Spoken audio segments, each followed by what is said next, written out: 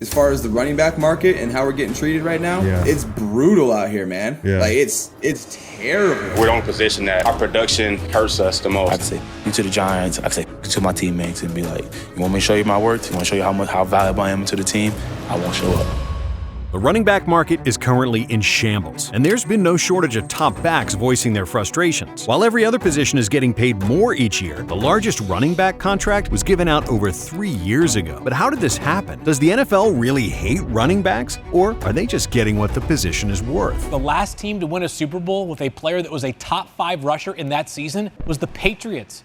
As in the 2004 Patriots with Corey Dillon before Tom Brady. Since 2018, the leading rushers on each championship team will shock you. 5 out of, well, all 5 were either still on their rookie contracts or were veteran pickups. Super Bowl 57, Isaiah Pacheco, rookie. Super Bowl 56, Cam Akers, rookie contract. Super Bowl 55, Leonard Fournette, a released veteran pickup. Super Bowl 54, Damian Williams, a vet pickup from 2018. Super Bowl 53, Sony Michel, rookie contract. To put it simply, the NFL is a passing league because while none of these most recent Super Bowl winners had an elite running back, they all had a Pro Bowl, All-Pro, or even an MVP quarterback. The NFL wants big play, high-powered offenses and have applied new rules to protect quarterbacks and promote passing. Specifically, the roughing the passer rule now more than ever favors quarterbacks. In 2018, everything changed. Even the league's top defensive players had something to say about it. Everyone from Harrison Smith to J.J. Watt said how unrealistic and out of control these rules became. As written, a player is not allowed to unnecessarily land on a passer with most or all of their weight, which is nearly impossible to avoid and often leaves defenders scratching their heads. But it's not just that. Just sacking the QB has become more difficult because simple contact below the waist or with the helmet is illegal and declared a penalty.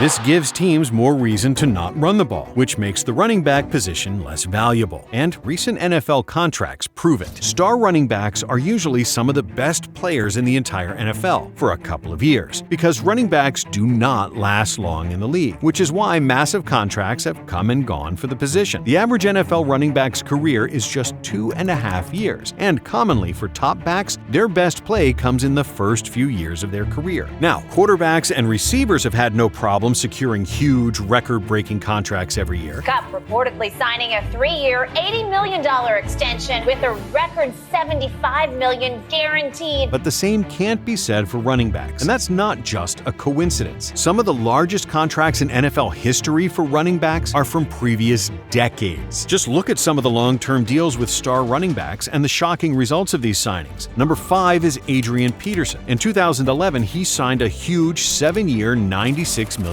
deal. Minnesota declined the 2017 option due to his health. Number 4, Le'Veon Bell. In 2019, he signed a 4-year, $52.5 million deal with the Jets. In his second season with the team, 2020, he injured his hamstring and was released that same year. Number 3 is notorious Todd Gurley. In 2018, signed what was the largest contract for an NFL running back ever. Todd Gurley, who has agreed to a 4-year extension. This from our Adam Schefter. It's worth $60 million. Then, just 2 years later, he was released due to injuries. Number 2 had arguably the best run with the team that drafted him, Ezekiel Elliott. In 2019, he signed a massive 6-year, $90 million deal with the Cowboys. He was released by Dallas in 2023. And number 1, the largest running back contract in NFL history goes to a player who no longer plays for that team he signed with, Christian McCaffrey. In 2020, he signed a 4-year, $64 million deal with the Panthers and played just a total of 16 regular season games with the team after signing. This was due to a shoulder injury in 2020, hamstring and ankle injuries in 2021, and then was traded to San Francisco in 2022. Not only has there not been any new record-breaking running back contracts since 2020, not one player out of these top 5 contracts even made it to the end of their deal with the same team. And then they were immediately replaced, which takes us to the next point. Now more than ever, it has become easy for NFL teams to find serviceable serviceable backs that not only cost less money, but also get the job done. The next man up mentality has taken a dark turn, with young running backs immediately climbing to the top of the league. Every year since 2018, at least 2 of the top 5 rushers in the entire NFL were still on rookie contracts. And that's just the top rushers, because being serviceable in the NFL has changed too. In 2022, 9 out of the 15 backs that surpassed 1,000 yards were all on rookie contracts. It's not just that either. Out of the 6 remaining players that weren't on rookie deals, just 2 made the postseason. Most successful teams in recent history have spent money in other areas and found capable running backs on the cheap. This is why you're seeing a skyrocket in contract numbers for every single position that is not a back, and the increased value in elite quarterbacks, because that's really the only position you can build your offense around today. Recently, offenses built around running backs just haven't won Super Bowls. But even if a running back is the center of their team's offense, there's one massive contract issue working against them. The 2023 offseason has been all about the franchise tag for the top backs in the game, in a very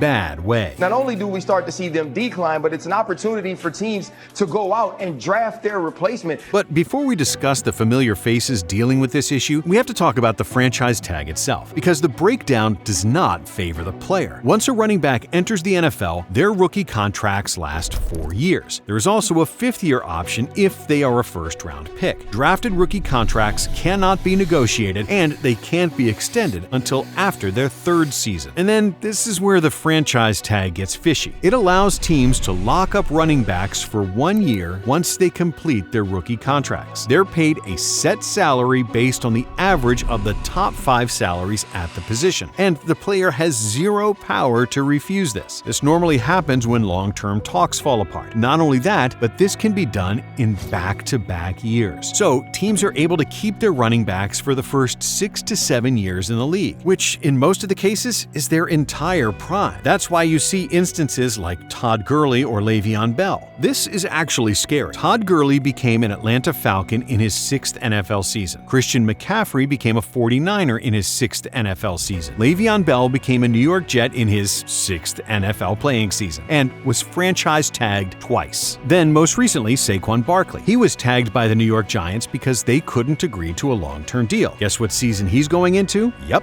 6. He ended up agreeing to a short-term deal with a team that wasn't much better. Barkley signed a 1-year contract, which earns him slightly more than the franchise tag. The deal guarantees the same amount as the tag, $10.1 million, with $900,000 in incentives, and he could still be tagged again in 2024. Teams feel zero need to give running backs long-term deals, which is what every single franchise back is dealing with today. This is a running back issue. This isn't a Saquon Barkley issue. As NFL running backs have harshly realized, despite Pro Bowl status and talent, they can and will be replaced in a split second. The 2023 offseason has been a hard yet sad reality check. 2 of the top 4 rushing leaders from the 2022 season and 3 of the best backs in the league were unable to reach long-term deals and got franchise tagged: Barkley, Jacobs, and Pollard. And with Derrick Henry becoming a free agent next season, the previous 4 rushing leaders in the entire league will all be open for work in 2024 as free agents. NFL front offices have given a savage blueprint on team success today, making it even more frustrating for people who run the ball. According to NFL analyst Matt Miller, draft a running back, play him if they're good, franchise tag him once, then draft a new running back, which is what teams have started to do. They run these backs until the wheels fall off, then it's on to the next. It's a brutal cycle for a position that has produced so many fan favorites and all-time greats. Let's just hope for the game's sake that there's a solution in the near future so we can see more great backs for years to come.